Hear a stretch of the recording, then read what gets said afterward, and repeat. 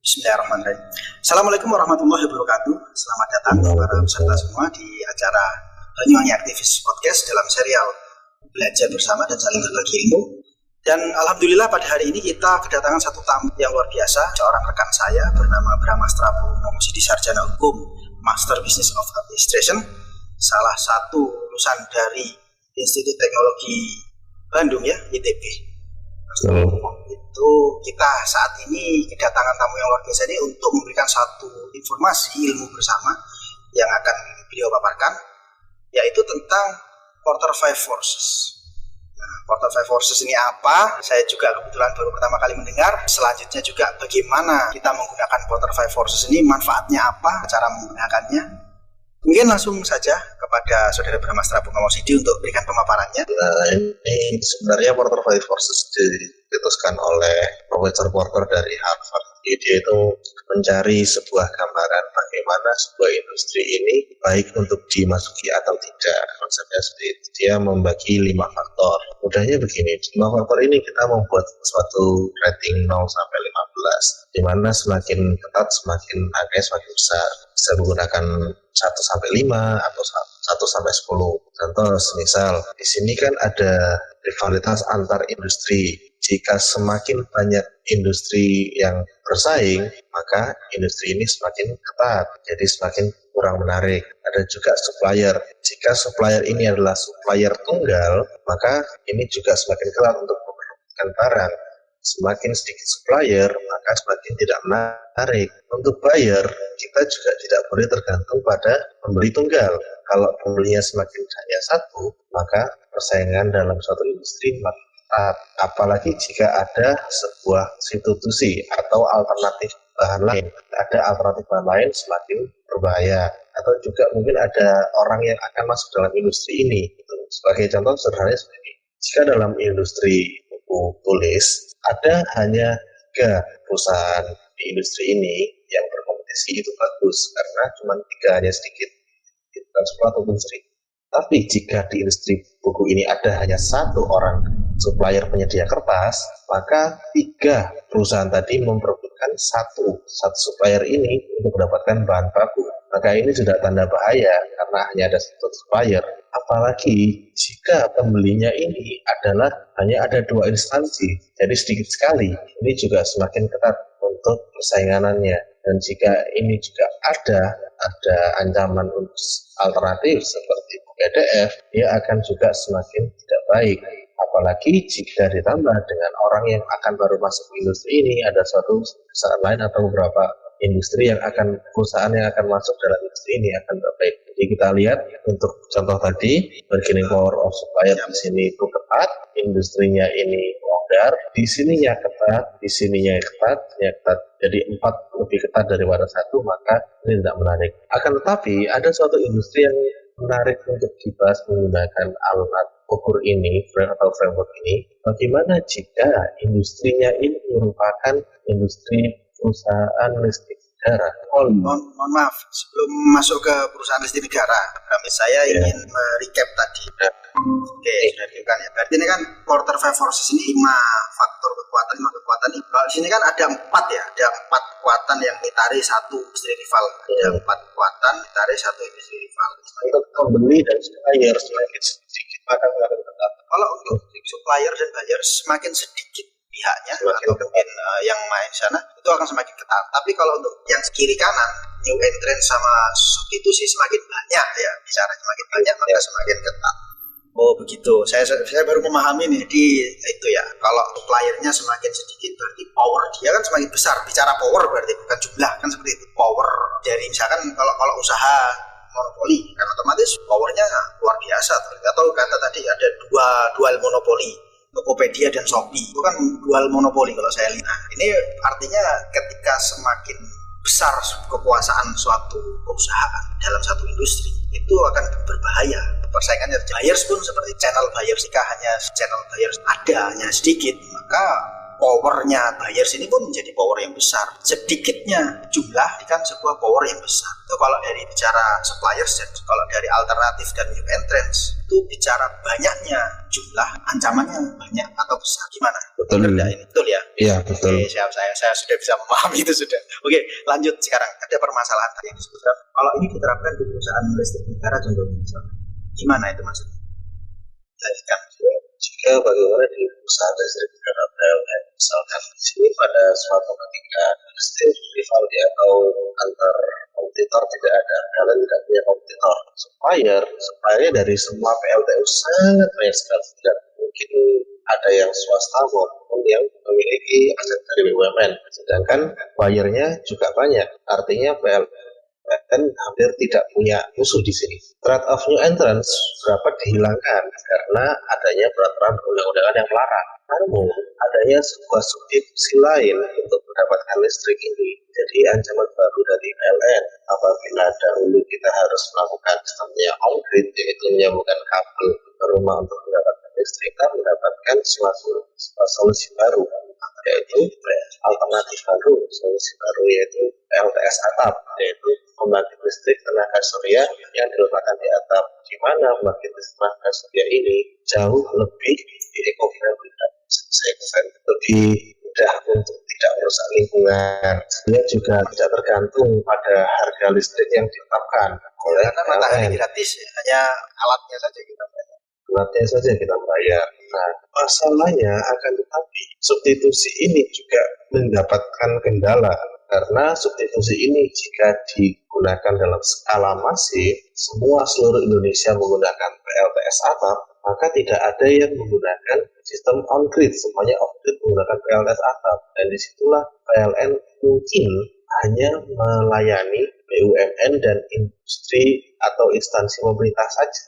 Dan di situ sangat amat merugikan karena jumlah suppliernya banyak, bayarnya sedikit, akhirnya tidak efisien, dan akhirnya menanggung hutang yang sangat besar dan menjadi perusahaan yang bangkrut. Di sini, substitusi ini di lain pihak juga menguntungkan konsumen, di mana konsumen sudah tidak lagi bergantung pada perusahaan listrik negara. Akan tetapi ada aturan di peraturan ESDM tahun 2021 kalau saya tidak salah, mungkin saudara Noval bisa menjelaskan lebih rinci, itu menyatakan jika kita memasang sistem on-grid terlebih dahulu untuk KWH, contoh saja 1000 KWH meter untuk listrik PLN, kita hanya boleh memasang 1000 juga untuk PLTS atap, tidak boleh melebihi 1000 untuk PLN. Nah, di sini ada sebuah kontradiksi di mana PLN itu kebanyakan menggunakan batu bara yang sangat tidak ramah lingkungan, sedangkan pengembangan atau penggunaan teknologi PLTS atap yang menggunakan surya yang jauh lebih bersih, lebih hijau energinya, tetapi dihambat. Nah, di sini terjadi sebuah kontradiksi. Melalui sistem ini, kita mengetahui bahwa yang penyebab utamanya bukanlah isu lingkungan, tapi isu ekonomi di balik ini. Mungkin saudara Noval bisa menambahi untuk dari sisi hukumnya. Jadi dilihat ya, ini Permen SDM nomor 26/2021 tentang ini membahas khusus memang tentang PLTS atap. Nah, pembatasan yang dimaksud dari saudara kamu tadi 5. Kalau kita baca pasal 5 ayat 1, sistem PLTS atap yang akan dipasang oleh calon pelanggan PLTS atap wilayah usaha badan usaha milik negara pemegang IUPTLU, kapasitasnya dibatasi paling tinggi 100% dari daya tersambung pelanggan PLTS atap. Memang ini satu aturan yang seperti yang disebutkan oleh saudara bilang tadi, menjadi satu hambatan pemegang usahanya tadi, badan usaha pemegang IUPLTU. Nah, IUPLTU sendiri itu kalau kita cari kerjanya lebih ke izin usaha penyediaan tenaga listrik untuk kepentingan umum. Jadi setiap usaha-usaha yang ingin melakukan penyediaan listrik ya harus mengurus ini IUPTLU ini. Kemudian dari IUPTLU bisa melakukan usaha, salah satunya adalah memasang ataupun ya biasanya menyediakan layanan PLTS atap. Memang itu ya yang perlu kita pahami, ini sebenarnya arah pemerintah. Kalau kita bicara ini kan berarti kan peraturan Menteri SDM, berarti dari Menteri SDM itu sendiri. Kenapa membuat aturan seperti itu? Itu salah satu pertanyaan di bidang hukumnya. Kalau kita bicara bidang hukumnya, rasio legisnya kan juga harus tahu. Kalau kita secara awam saja, mungkin saya yang awam mendengarkan apa yang dipaparkan oleh saudara Bram, benar, artinya ini adalah suatu kerugian bagi satu konsumen. Seperti kita semua ini, misalkan mau menggunakan alternatif PLTS atap, ternyata dibatasi. Kalau saya di listrik di rumah misalkan menggunakan 900 watt, saya tidak boleh memasang lebih dari 900 watt seperti itu untuk PLTS atap. Mungkin ini apakah itu untuk satu melindungi PLN supaya tidak rugi mungkin. Kalau seandainya semua pakai PLTS atap nanti PLN rugi nanti. Kalau pandangan saya ini seperti itu. Iya kan, saudara, benar tidak menurut Kalau saya? tidak ada yang beli, tidak mungkin sebenarnya. Pasti akan bisa memaksa instansi pemerintah untuk membelinya. Pasti itu.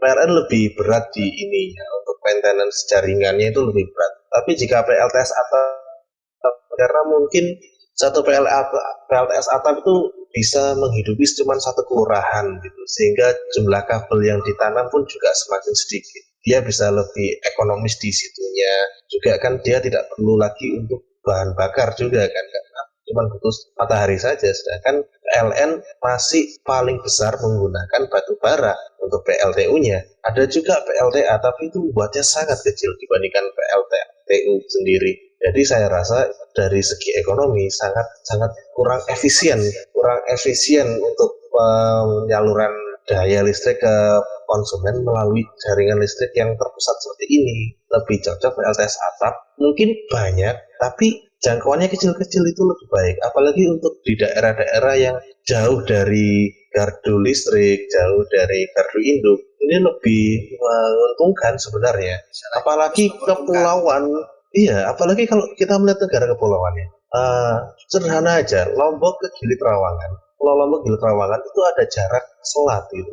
Bayangkan jika selat ini ada listrik itu tidak menggunakan kabel tengah laut, tapi ada PLTS atap di setiap pulau. Di sini kan kita bisa mengetahui bahwa ini sebenarnya membantu PLN juga kan. Ngapain kita buat kabel tengah laut itu? Juga mengganggu lalu lintas pelayaran laut, juga untuk maintenance-nya juga berat. Belum lagi jika ada tiang yang jatuh, itu kan berbahaya. Sedangkan kalau menggunakan PLTS atap kecil-kecil tapi menjangkau seluruh pulau, mungkin kita bisa menerangi seluruh Indonesia dengan daya yang lebih sedikit dan konsumen bayarnya lebih sedikit. Meskipun nanti ada aturan perpajakan yang bisa menghambat ya, misalkan untuk PLN dikasih pajak anggaplah 1. Kalau misalnya tidak mau berkompetisi ya pemerintah bisa saja melegalkan semua cara, bisa saja dengan pajaknya dinaikkan, atau juga bisa saja dengan bea masuknya dinaikkan, atau juga bisa dengan tadi pembatasan di Menteri SDM ini. Namun menurut saya sebaiknya kita tidak usah bertarung di ranah itulah. Kita lebih gimana cari solusinya. Sebaiknya pemerintah membuat fokus di Batang itu kan sudah bisa dibuat sebuah industri yang sangat besar kan, dengan UMR yang kecil terutama di Batang Jawa Tengah itu. Dibuat saja sebuah BUMN yang khusus membuat PLTS. Jelas lagi enggak Saudara Bram? Di Batang itu apa? Yang industri apa ini maksud? Di Batang itu sedang dibuat industri mobil listrik dan baterai listrik. Nah, di situ kan daripada cuma mobil listrik dan baterai listrik yang dikuasai, ya memang dimiliki negara, tapi yang menguasai kan pihak lain kan, bukan negara kan. Nah, itu juga dibuat saja pusat pengembangan PLTS atap itu untuk ditaruh di seluruh Indonesia. Tapi bukan assembly ya, bukan perakitan, tapi benar-benar dari raw material menjadi manufaktur. Nah, dengan manufaktur sejak awal. Karena jika kita perakitan, maka yang untung pasti negara lain yang memberikan parts demi parts atau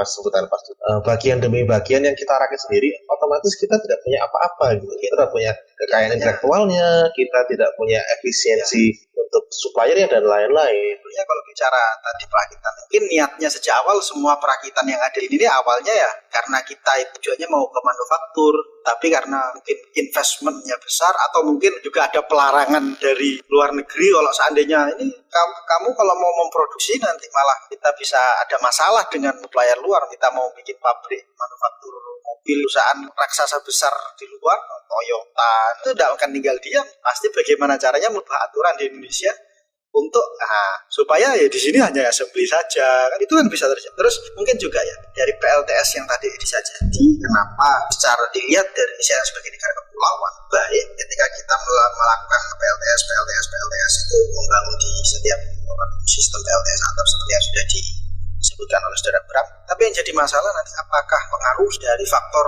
politik sentralisasinya kita, keunggulan dari PLN yang tersifatnya itu terpusat, sentralisasi, pengaturannya kan otomatis lebih terpusat. Sedangkan kalau desentralisasi mungkin pengaturannya lebih sulit nanti. Kemampuan pengendalian sama seperti kita yang kalau namanya pemerintahan sentralisasi satu lebih disukai oleh para penguasa pusat. Sentralisasi dengan kewenangan-kewenangan besar kepada wilayah-wilayah daerah-daerah itu jadi satu, bisa dibilang sebenarnya tidak suka ya pemerintah di pusat seperti itu, tapi karena tekanan dari daerah mengakibatkan kita sekarang mulai dibuka desentralisasi dan arahnya sekarang disentralisasikan lah. Nah, itu dari sisi itu, dari kenapa hambatan-hambatan PLTS atap ini dia menjadi terhambat, tidak bisa lancar. Kan ada kemampuan politik besar yang khawatir, bisa dibilang salah satunya ya saya lihat ini kan PLN yang khawatir kalau misalkan ini dia sudah pusat modal besar, invest besar, perusahaan pembangkit listrik yang sudah keluarkan. Nah, kalau tiba-tiba alternatif PLTS atap yang kemudian misalnya kalau orang lari itu nyolong start, ini PLN sudah dari awal lari, ternyata startnya PLTS atap ini ada di depan. Kenapa saya bilang kayak gitu? Menteri SDM-nya saja kalau dilihat tahunnya tahun berapa? Tahun 2021. Berarti itu baru berarti teknologi baru yang bisa dibilang apa? Teknologi baru yang membuat orang kaget. Jadi mungkin seperti itu. Sama seperti orang yang ojek tiba-tiba ada teknologinya kaget. Nah, iya, makanya ini sesuai dengan framework yang tadi kan, ketika ada alternatif baru yang membuat gangguan terhadap incumbent, maka semua akan bergerak gitu. Apalagi incumbentnya ini adalah BUMN. Nah, masalah untuk sebenarnya konyol sih sebenarnya. Kalau kita melihat teknologi yang terbaru saat ini, melihat desentralisasi dan lain-lain, itu menurut saya konyol sekali. Bagaimana seandainya saja PLN melakukan pivot, misalnya pivot apa?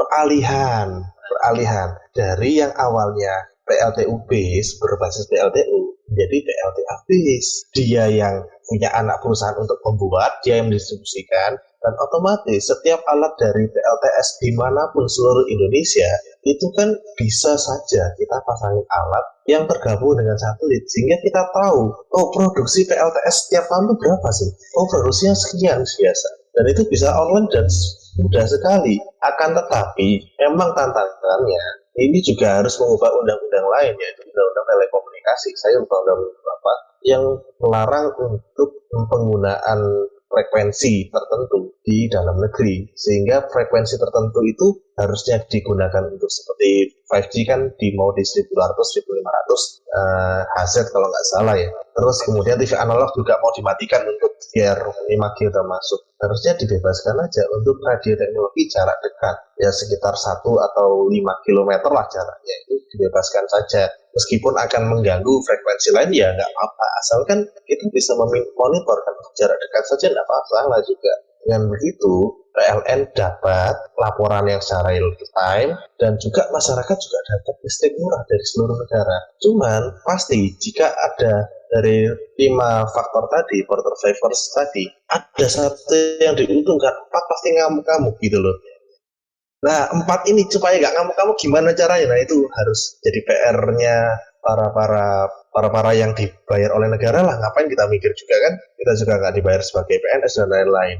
Saya tunjukkan slide-nya kembali. 4 itu apa tadi? Izinkan seluruh layar. Nah, 4 ini yang kalau ada substitusi yang di dalam ini loh, supplier, perusahaan batubara gimana? Bagaimana jika yang buat PLTU baru? Kalau buyers lebih, ini maksudnya buyers ini bukan kita sebagai buyers, tapi ada aturan take or pay dalam undang-undang seingat saya. Jadi seluruh PLTU itu ketika memproduksi listrik, dia harus membayar, PLN harus membayar berapapun yang dihasilkan. Maksudnya bargaining of buyers itu seperti itu. Yang beli dari PLN sebagai pembelinya ini, bagaimana nasib PLTU, bagaimana nasib PLN, bagamana nasib suppliernya. Kalau PLN-nya mungkin bisa pivot, bisa beralih. Nah, sedangkan kalau misalnya suppliernya bagaimana?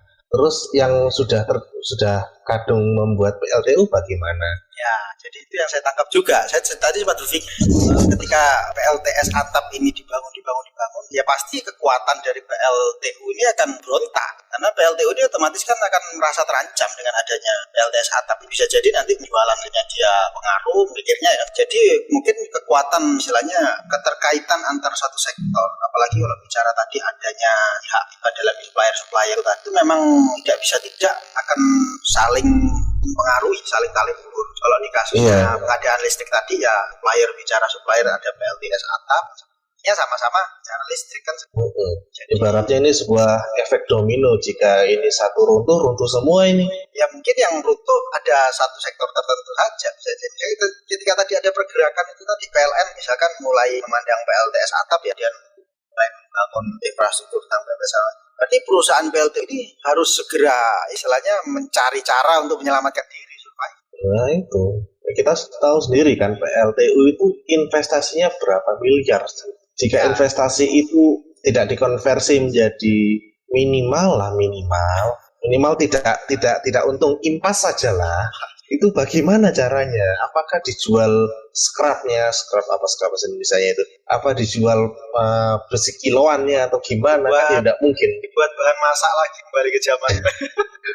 Itu tidak mungkin, itu tidak bisa terjadi karena memang dana yang dibutuhkan itu miliaran gitu. Dan itu sudah cukup untuk membuat banyak pihak koar-koar, ya, polemik yang luar biasa kan. Saya baru seperti mendapat pencerahannya tentang apa istilahnya ya satu sektor ini kita bicara tentang PLN yang kalau kita analisis melalui quarter five forces itu tadi.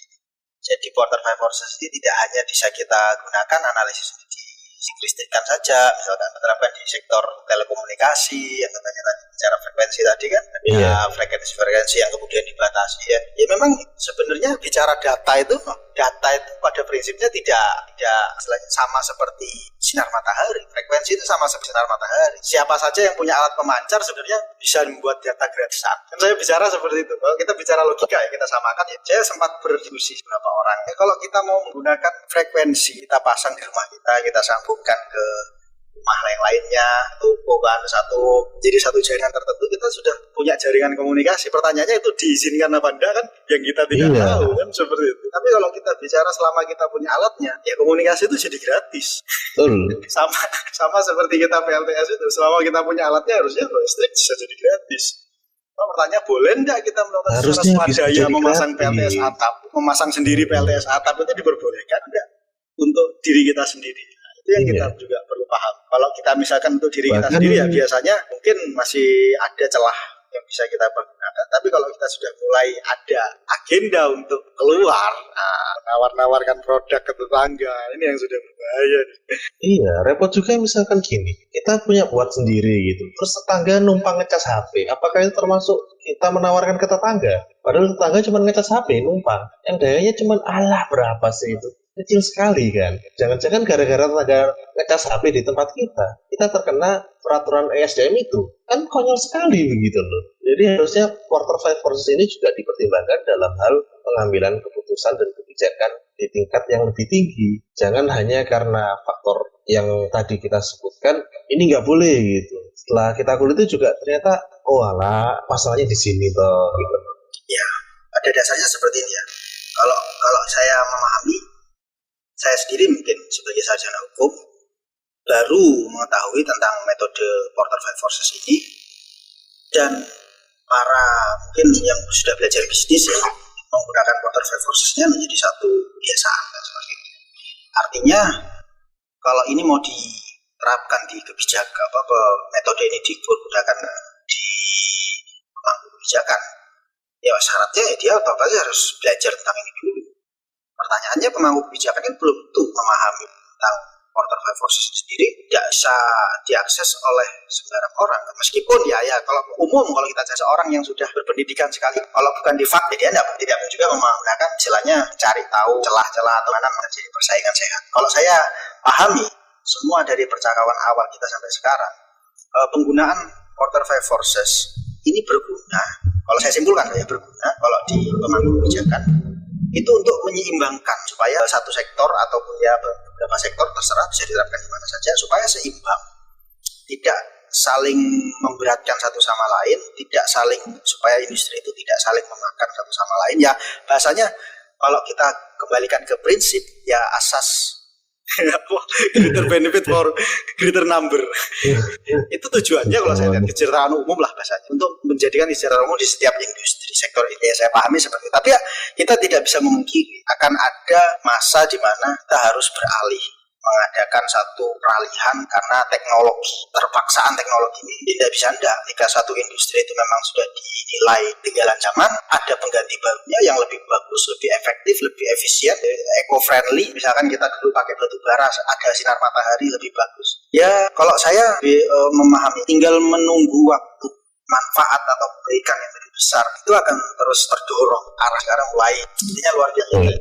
Demikian, terima kasih atas kehadirannya para peserta semua. Luar biasa sekali. Semoga ilmu yang sudah kita dapatkan saat ini, kita belajar bersama hari ini, bisa bermanfaat untuk kita semua.